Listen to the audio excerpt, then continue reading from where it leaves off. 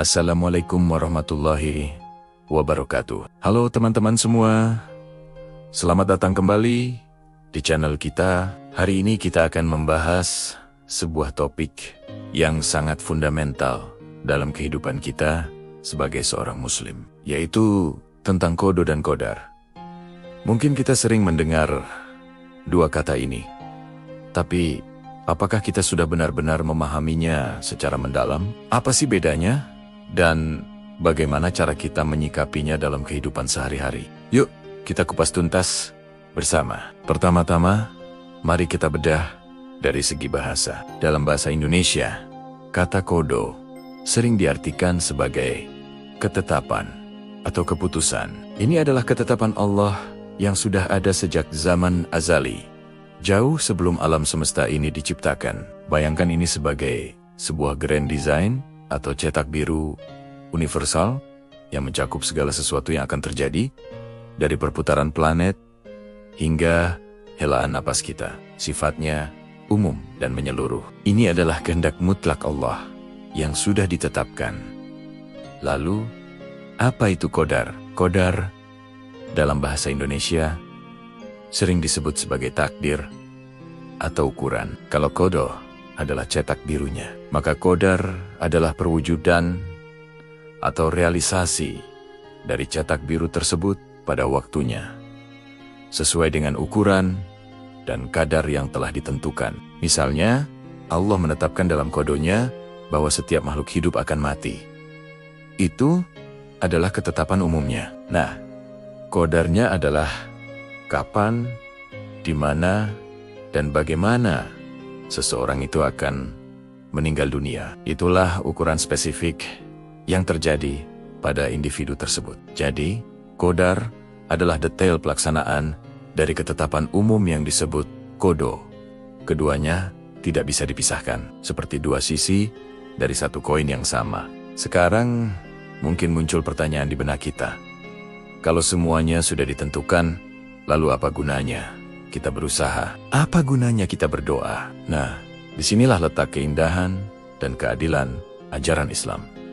Para ulama membagi takdir atau kodar ini menjadi dua jenis. Yang pertama adalah takdir mubram, dan yang kedua adalah takdir mu'alak. Mari kita bahas satu persatu. Takdir mubram adalah takdir yang mutlak, pasti terjadi, dan tidak bisa diubah oleh usaha manusia. Contohnya apa? Kelahiran kita. Kita tidak bisa memilih lahir dari orang tua mana, suku apa, atau dengan warna kulit apa. Contoh lainnya adalah kematian. Setiap yang bernyawa pasti akan mati. Itu sudah ketetapan mutlak. Kapan matahari terbit dan terbenam juga termasuk takdir mubram. Terhadap takdir jenis ini, sikap kita adalah ridho, sabar, dan menerima dengan lapang dada, karena ini adalah bagian dari kehendak Allah yang penuh hikmah. Nah, yang kedua ini yang menarik, yaitu takdir mu'alak. Mu'alak artinya tergantung. Ini adalah takdir yang kejadiannya digantungkan atau dikaitkan dengan sebab-sebab tertentu, termasuk ikhtiar atau usaha kita. Disinilah peran manusia menjadi sangat penting. Contohnya apa? Kesehatan, benar.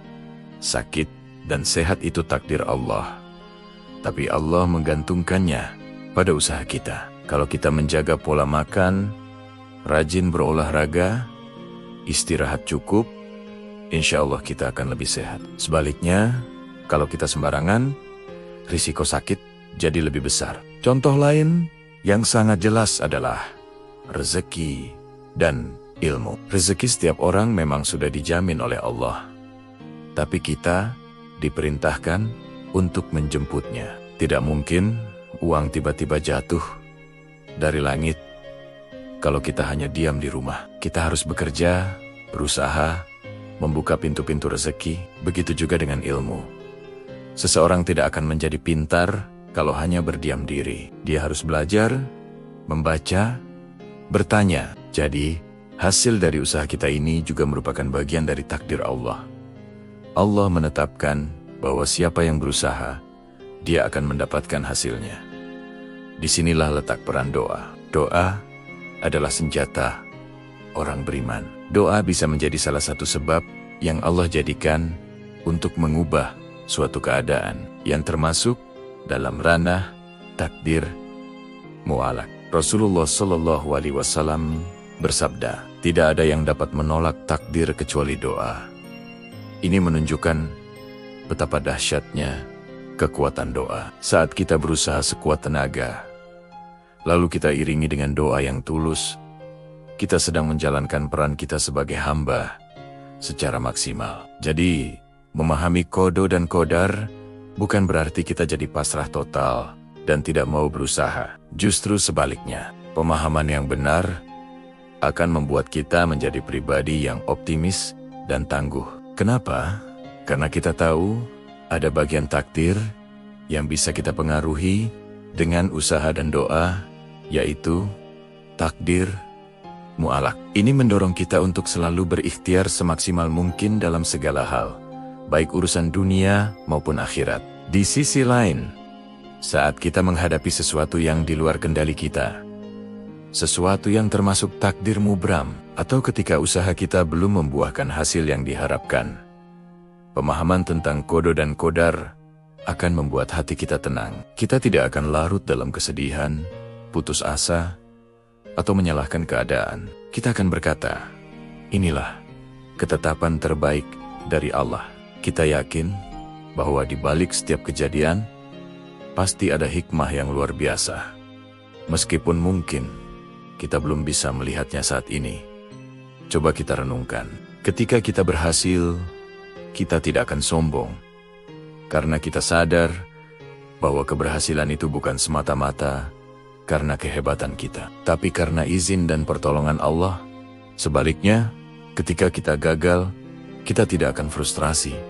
Karena kita tahu ini adalah bagian dari takdirnya. Dan mungkin Allah sedang menyiapkan sesuatu yang lebih baik, atau mengajarkan kita sebuah pelajaran berharga. Inilah buah manis dari iman kepada qada dan qadar.